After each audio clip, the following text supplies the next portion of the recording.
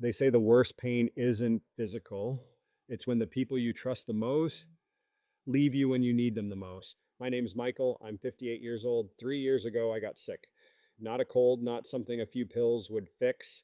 I was diagnosed with a degenerative autoimmune disease, rare, painful, and relentless.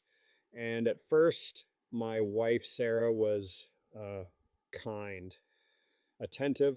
She helped with the medications, drove me to appointments, made soup, reminded me to rest, but that lasted maybe 3 weeks. Then the sighs started, the silent eye rolls, the tension when I'd need help getting off the couch. She wouldn't say it out loud, but I could feel it. I was no longer the man she married. We'd been married for 26 years. We had our routines, our arguments, our good days, but we were a team. At least I thought we were, until the team had a weak player and she wanted a trade. It started with subtle distance. She stayed later at work. She'd make dinner just for herself. She'd go out on weekends with friends, and I wasn't invited. She said I needed rest, but I didn't need rest. I needed her. The woman who once held my hand in airports now couldn't stand sitting next to me on the couch. I could see it, feel it, but I kept pretending because the truth hurt more than the symptoms. Then one Tuesday morning, I woke up and she was gone. Not at work, not running errands, gone. There was a note, one sentence, handwritten, I can't do this. I need a life too. That was it. 26 years. And that was goodbye. No talk, no goodbye kiss, no fight, just emptiness. Friends called me dramatic. They said, she's probably overwhelmed, Mike. She just needs space. She'll come back, but she didn't. And honestly, part of me didn't want her to, because if someone can abandon you when you're at your lowest, they were never really there at your highest. Weeks passed, then months. I learned how to do things slowly, painfully, alone. Showering took forever. Grocery shopping was an event. Some days I couldn't lift a fork, but I did it because there was no one else. And then came the night I thought it would end. I was lying on the floor. I'd collapsed, trying to get out of bed. I couldn't move. Phone was on the counter, out of reach.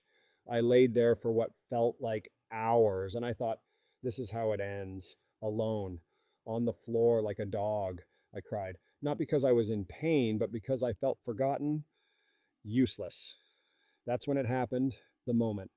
I don't know if you believe in signs, but I swear I heard a voice in my head. This is not the end. Simple, clear, firm. Get up, crawl if you have to, but this is not how it ends.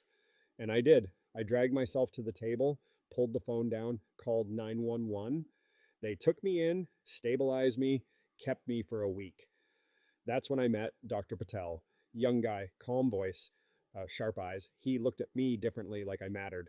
He said, there's a new trial opening. It's risky, but I think you'd be a good fit.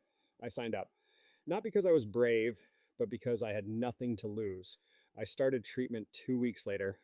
It was brutal. Side effects worse than anything I'd experienced, but slowly it worked. Yeah. The pain didn't vanish overnight, but little by little, I could stand longer, walk straighter, sleep deeper. And for the first time in over a year, I laughed. It wasn't even at something funny. I was just brushing my teeth, looking in the mirror, and I saw myself. Not the broken version, not the man left behind, but me. I started journaling. At first, it was just rambling how I feel, what hurts, what I miss. But soon it became more structured, more honest, more raw. A friend read one of the entries and said, Mike, this isn't a journal, this is a book. I laughed, but he wasn't joking, so I kept writing every day, even when my hands shook, even when my eyes burned, because in those pages I was rebuilding myself. 6 months later, I finished the first draft, a memoir, basically, but not about disease, about being discarded, about how people leave when it gets hard, and how sometimes that's a gift. I self published, didn't expect much, Maybe a few people would read it, but then it blew up. Some blogger found it, posted a quote. He got sick, she got bored, he got better, she got replaced. It went viral. Suddenly I was being interviewed, radio podcasts, then morning shows, the Today Show called. I was on national television, the same man who 2 years earlier couldn't stand up without help. And they asked, "What would you say to your ex wife if she's watching?" I smiled and said, "Thank you. You taught me who I was by showing me what I wasn't." I never said her name, never told anyone what she wrote in that note because I didn't have to. She knew, and that was enough. One evening, I got a letter in the mail, handwritten, no return address, just one line. "I saw you on TV. I'm sorry." No signature, but I knew the handwriting. Of course I did. I placed the letter in a drawer, didn't reply, because sometimes silence says more than words ever could.